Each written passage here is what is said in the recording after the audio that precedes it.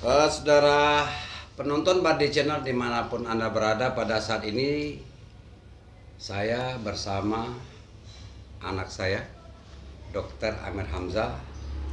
Beliau adalah seorang residen untuk spesialis telinga, hidung, dan tenggorokan. Maka pada kesempatan ini kita akan berbincang-bincang sekitar telinga, hidung, dan tenggorokan.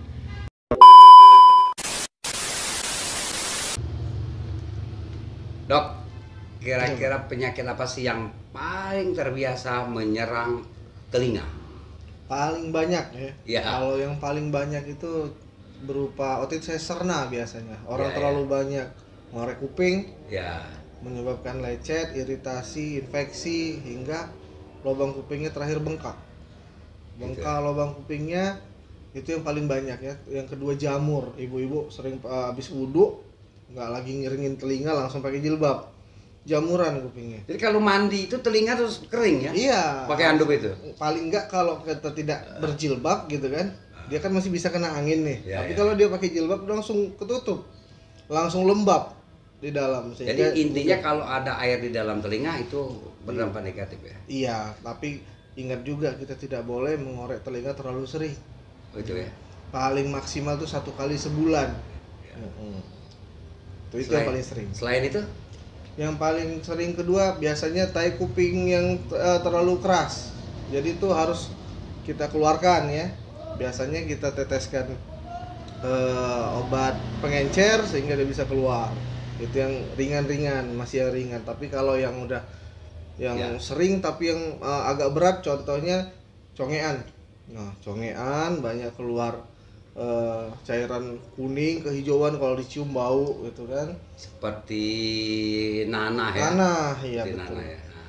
Itu kita sebutnya congean. Congean ya. Nah, kalau memang dia dalam jangka waktu lama dan tidak ditangani dengan baik, Dia akan dia berefek. bisa berefek, komplikasinya bisa ke daerah kuping, wajah, agak lumpuh dia jadi wajahnya sebelah, Ya. kemudian ke susunan saraf pusat, ke otak.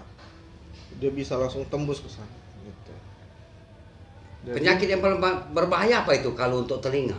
kalau untuk Yang telinga, paling berbahaya sekali ya? kalau yang sangat berbahaya seperti yang tadi disebutkan ya, congean tadi ya. Yang kedua itu namanya tuli mendadak atau sudden deafness. Oh dia? Itu sudden deafness itu biasa menyerang usia menengah ke atas, usia 50-an ke atas, dan biasa menyerang ibu hamil juga bisa. Itu dikarenakan banyak multifaktor, bisa karena kolesterol, tekanan darah tinggi, atau pengentalan darah pada ibu hamil ya biasanya. Dia tuh gejalanya dengan penurunan pendengaran secara mendadak di bawah 3 hari. Biasa kita bangun tidur tiba-tiba kok ngerasa telinga sebelah kanan ini kok kurang dengar gitu. Oh itu ya? Seperti tanpa sebab? Iya, seperti tanpa sebab. Nah, kalau itu memang tata laksananya tidak bisa main-main, memang harus cepat dan akurat dan agak ribet memang. Jadi harus ke rumah sakit karena kita harus tetap tidak boleh ngobrol, menghindari suara bising, konsumsi obat-obatan yang lumayan banyak, sampai dengan penyuntikan di dalam telinga juga ada kalau dibutuhkan. Oke, masuk kita sekitar hidung dok. Nah gimana ini, apa saja sih penyakit yang terbiasa menyerang hidung, dan apa yang terberat lah? Kalau teringan tuh banyak ya. Kalau yang paling biasa mimisan, Ya. mimisan biasa pada anak-anak juga sering kan mimisan ya. Nah, Biasanya kalau mimisan itu yang ringan-ringan itu penyebabnya cuman udara yang kering, ya kan, menyebabkan mukosa daerah hidung itu juga kering, jadi gampang untuk pecah pembuluh darahnya. Itu yang ringan-ringan ya. Kalau pada yang agak lebih berat dikit seperti pada hipertensi, biasanya orangnya udah dewasa atau dewasa muda ke atas ya. Iya. Jadi dia kalau udah hipertensi bisa Terlalu menyebabkan udah tinggi ya. pecah pembuluh darah daerah hidung. Kalau sudah sampai keluar darah? Iya, kalau udah seperti itu harus ditata laksana dengan baik. Ini penyakit, bukan penyakit, ini gejala penyakit yang biasa, namun tidak bisa dianggap sepele seperti itu. Betul ya? Iya, betul. Kita bergeser ke tenggorokan dok. Ya gimana ini? Kalau yang tadi Pak belum masalah yang masih ada ya, silakan. Dari hidung, kira-kira yang paling berbahaya ya, keganasan, ke arah keganasan biasanya. Ke arah keganasan biasa tumor daerah sinus nasal yang biasa gejalanya biasanya kayak flu biasa, cuman hidung tersumbat, mampet, rasa berat, cuman hanya sebelah hidung. Nah itu biasanya dalam jangka waktu yang lama bisa berefek seperti penonjolan daerah muka, dia langsung mata keluar, mata keluar. Nah itu dari hidung kalau orang biji matanya keluar. Iya, dari daerah hidung, sinus namanya, ada sinus. Nah dari sinus itu dia bisa protrusi, penonjolan daerah wajah dan mata. Hingga ada lagi biasa nasofaring yang paling sering kita dengar, kanker nasofaring ya.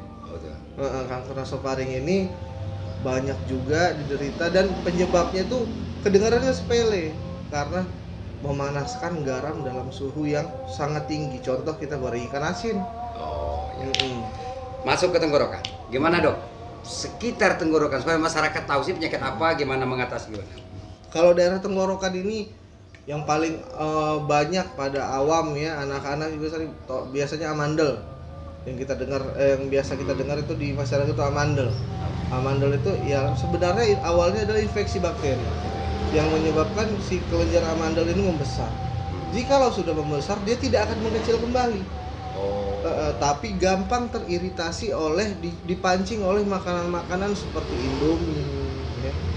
Atau faktor makanan juga ada itu. Iya, pemicu. Jadi dia yang tadinya sudah bengkak malah makin bengkak. Iya. Jadi yang gitu biasanya orang tua banyak tanya nih, kapan harus dioperasi dok? Emang harus dioperasi nggak dok? Nah itu kan banyak pertanyaan. Tapi apabila sudah ada penyakit tenggorokan berefek juga ke perut ya? Sedikit banyaknya berefek. Ya? Namun ya itu tadi, kalau kapan dioperasi? Kalau sudah ada hal-hal yang mengganggu, contoh saking besarnya sudah amandelnya mengganggu si anak, umpamanya untuk belajar paginya jadi ngantuk karena tidurnya kurang berkualitas. Ya. Gitu. Itu ya. Kalau yang paling serius daerah tenggorokan itu biasa kanker laring, CA laring. Nah itu biasa dialami oleh para perokok berat. Waduh. Nah, Bapak juga harus hati-hati berarti. Ya. Bapak harus hati-hati. Nah, karena awalnya tuh gejalanya ringan dari mulai suara serak, suara parau, batuk-batuk ringan, rasa banyak lendir hingga bisa keluar darah. Kalau sudah lebih berat dia biasanya dapat menyumbat saluran nafas sehingga harus dilakukan operasi. Kasih dok. Demikian saudara konsul kami dengan Dr. Amir Hamzah.